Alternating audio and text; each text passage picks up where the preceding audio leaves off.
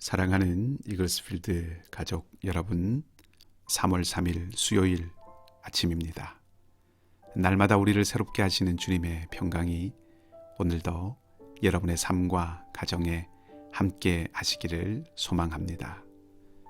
오늘 우리가 함께 나눌 말씀은 시편 53편 1절에서 6절입니다.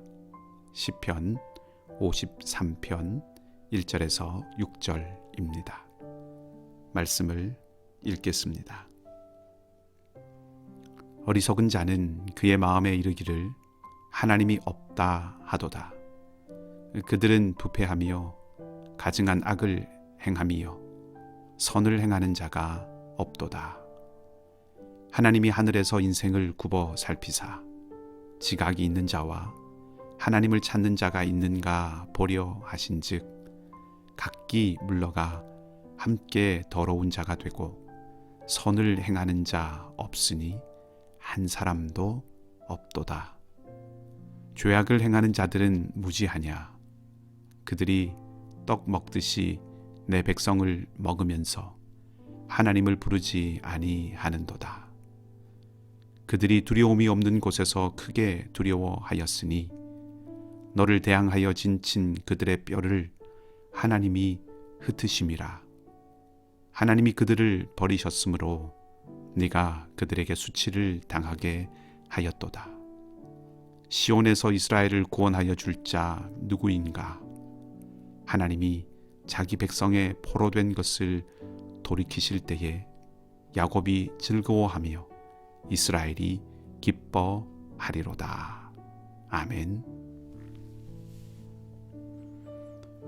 오늘 읽은 시편 53편은 시편 14편과 쌍둥이라고 알려져 있습니다. 시편 14편을 펴서 이 53편과 비교해보면 거의 같다는 것을 알 수 있습니다. 그래서 연세대와 한신대에서 가르치셨던 김정준 교수와 같은 분은 시편 150편을 다 암송하고 각각의 시편에 대한 묵상을 모은 묵상집을 펴낼 정도로 평생 시편을 사랑하셨던 분이지만 그 묵상집에 이 시편 53편은 생략되어 있고 14편을 묵상한 곳에 가보면 괄호를 열어 53편과 같음이라고 해두었습니다. 그렇다고 해서 53편이 14편과 완전히 같은 것은 아닙니다. 큰 주제는 같지만 자세히 읽어보면 14편과 53편은 서로 강조하는 부분이 조금 다르게 읽혀질 수 있습니다. 그래서 같은 시편의 두 버전 혹은 서로를 더 풍성하게 해주는 한 쌍이라고 볼 수 있습니다. 본문을 차례차례 한 구절씩 살펴보십시다. 1절을 다시 읽어보겠습니다. 어리석은 자는 그의 마음에 이르기를 하나님이 없다 하도다. 그들은 부패하며 가증한 악을 행하며 선을 행하는 자가 없도다. 어리석다는 것은 사리를 분별하지 못하는 사람을 말하는 것이지요. 그런데 구약에서는 특히 잠언, 전도서와 같은 지혜 문학들과 시편에서는 어리석은 자는 악인이라고 생각해도 크게 틀리지 않습니다. 실제로 그렇지요. 마음에 하나님이 계시지 않으면 그 마음은 다른 것이 차지하게 됩니다. 옳고 그름이라는 것을 판단하는 주인이 자기 자신이 되고 맙니다. 궁극적으로 자기를 중심으로 한 세상을 구축하게 되지요. 그런 사람이 만들어내는 삶은 오늘 시인도 말하고 있듯이 부패함과 가증한 삶입니다. 부패함이라는 것은 무언가를 망쳐놓는 것이지요. 제대로 된 어떤 것을 파괴시키는 것입니다. 세상이 부패했다고 말하면 그것은 질서가 파괴되고 공평이 사라지고 정정당당하지 못하다는 말이지요. 올바른 것이 망쳐졌다는 것입니다. 가증함은 무엇입니까? 혐오스럽고 극악무도한 행위들을 말합니다. 한마디로 부패하고 가증하다는 것은 악이 만연한 상황을 말하는 것입니다. 하나님은 없다는 어리석은 생각이 가득하면 선이 들어설 자리가 없고 선을 행할 수도 없습니다.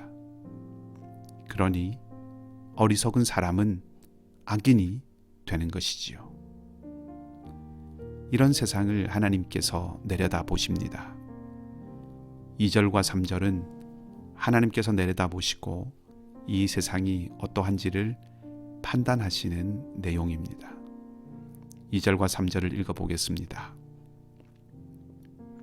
하나님이 하늘에서 인생을 굽어 살피사 지각이 있는 자와 하나님을 찾는 자가 있는가 보려 하신즉 각기 물러가 함께 더러운 자가 되고 선을 행하는 자 없으니 한 사람도 없도다. 하나님이 세상을 내려다보시는 이유는 지각이 있는 사람을 찾기 위해서입니다. 여기 지각이 있다는 것은 이해력이 있어서 깨달을 수 있거나 통찰력을 가진 사람을 말합니다.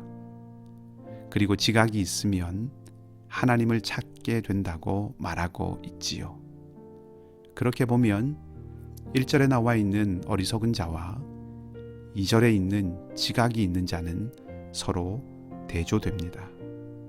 어리석은 자를 악한 자라고 한다면 지각이 있는 사람은 선한 자 혹은 의인이라고 할 수 있는 것이지요. 하나님은 지각이 있어 하나님을 찾는 의인을 찾아보시려고 세상을 내려다보셨지만 결과는 어떻습니까?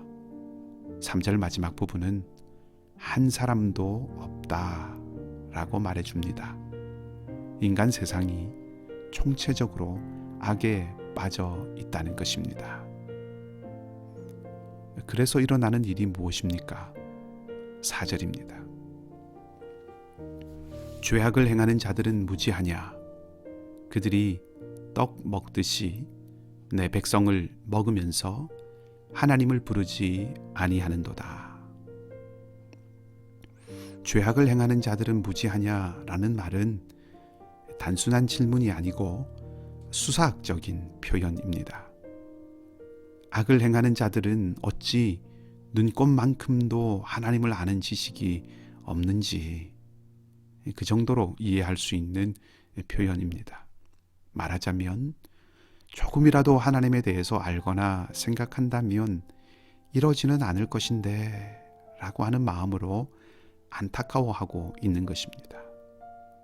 그런 마음을 담아서 4절을 다시 읽어보면 조금이라도 하나님에 대해서 알거나 생각한다면 이러지는 않을 텐데 이들이 눈꼽만큼도 하나님에 대해서 모르니 백성들을 향해서 이렇게 악한 것들을 일삼는구나 하는 그런 말입니다.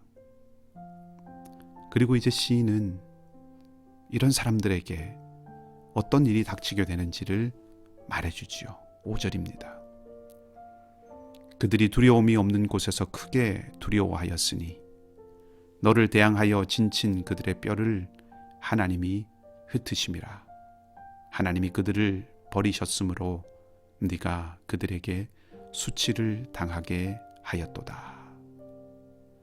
하나님께서 이들을 흩으시고 버리셔서 악인들은 큰 두려움에 빠지게 됩니다. 두려움이 없는 곳에서 두려워한다는 것은 이들의 공포가 얼마나 큰지를 말해주는 것이지요.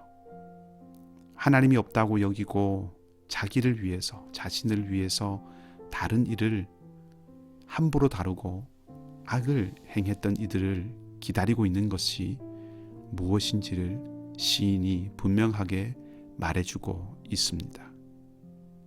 그것은 하나님의 심판이지요. 그러면 이 악이 가득한 세상에서 누가 하나님의 백성을 구원할 것인가 하는 질문이 남습니다. 6절이 그것에 대해서 대답합니다. 시온에서 이스라엘을 구원하여 줄 자 누구인가? 하나님이 자기 백성의 포로된 것을 돌이키실 때에 야곱이 즐거워하며 이스라엘이 기뻐하리로다. 아멘. 구원하시는 분은 오직 하나님이라는 것입니다. 하나님께서 억압받고 눌려있는 하나님의 백성을 해방시키시고 풀어주시고 건져내신다는 것을 선언합니다. 결국 시편 53편이 말하고자 하는 것은 이것이라고 할 수 있겠지요. 하늘에 계신 하나님은 살피시는 분이시다.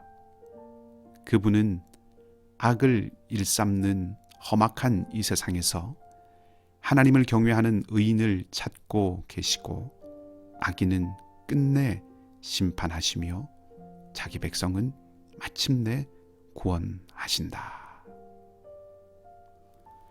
오늘 시인이 말하는 신앙의 길은 어렵거나 복잡한 길이 아닙니다. 어렵다면 탁월한 신학자들만 걸어갈 수 있는 길이 될 것이고, 복잡한 길이라면 똑똑한 사람만 걸을 수 있는 길이겠지요.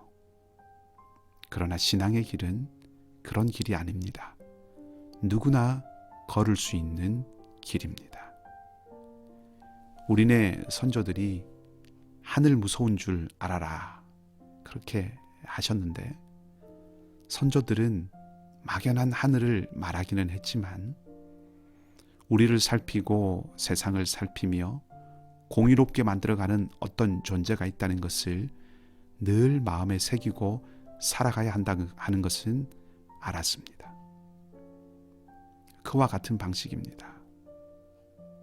신앙의 길을 걷는 것은 단 한 가지의 믿음. 하나님은 살아계시고 그 하나님은 모든 것을 지켜보신다. 이 믿음 하나 가지고 자기를 살피고 세상을 살피며 그 속에서 자기를 지켜가는 것. 그것이 오늘 시편이 강조하는 신앙의 길이라고 할 수 있습니다. 이 기준, 이 믿음이 살아있다면 오늘 우리의 삶이 많이 달라지고 우리의 생각이 달라지고 우리의 태도가 변하고 우리의 말에서 고쳐질 것이 많을 것입니다. 뿐만 아니라 우리를 힘들게 하고 어렵게 하는 수많은 상황들 속에서도 소망을 잃지 않게 하는 힘이 그 가운데 있을 것입니다. 그리고 이 소망은 마침내 하나님의 때가 되었을 때 우리에게 현실이 되고 기쁨이 되는 산 소망이 될 것입니다. 이 소망과 믿음의 용기를 가지고 오늘도 주의 백성의 길을 걸어가는 하루, 이 소망과 믿음의 용기가 새로워지는 하루가 되시기를 주님의 이름으로 축복합니다. 함께 기도하겠습니다. 하나님, 이 땅을 살아가는 우리를 견고하게 붙들어 주시고 함께해 주시옵소서. 악을 행하는 것을 수월하게 여기고 살아가는 사람들 사이에서 의인을 찾으시는 하나님을 기억하며 살아가게 하시고, 세상을 바로잡으시는 하나님께서 하나님의 백성을 구원하신다는 사실을 놓치지 않고 살아가게 하여 주시옵소서. 오늘도 성령께서 우리의 마음과 생각을 주장하여 주셔서 이 믿음 안에 온전히 거하게 하여 주시기를 원합니다. 계절은 이제 봄을 부르고 있습니다. 여전히 찬바람이 불고 눈이 눈이 흔들리지만 거대한 계절의 변화를 막을 수는 없습니다. 마침내 온전하게 드러날 하나님 나라를 향한 이 시간의 흐름도 누구도 막을 수 없음을 믿고 오늘도 하나님의 백성으로 이 땅을 살아가는 우리가 되도록 주께서 친히 우리와 함께하여 주시옵소서. 우리 가운데 약한 이들이 있습니다. 수술 후에 회복 중인 이병희 집사님과 박영만 집사님, 정영선 집사님을 붙들어 주시고 진수삼 집사님과 이윤성 자매의 재활과 회복의 자리에도 함께해 주시옵소서. 삶의 여러 가지 어려움과 도전 앞에서 믿음을 지키려 하고 소망을 잃지 않으려는 사랑하는 우리 이글스필드 모든 가족들을 붙들어 주시기를 간절히 원합니다. 또한 선교사님들의 가정과 사역, 상록회 여러 어르신들 가운데도 주님께서 동일하게 함께 해주시기를 바라며 우리 주님 예수 그리스도의 이름으로 기도합니다. 아멘. 말씀을 기억하시면서 각자 기도하시고 오늘도 믿음으로 사는 하루가 되시기를 바랍니다.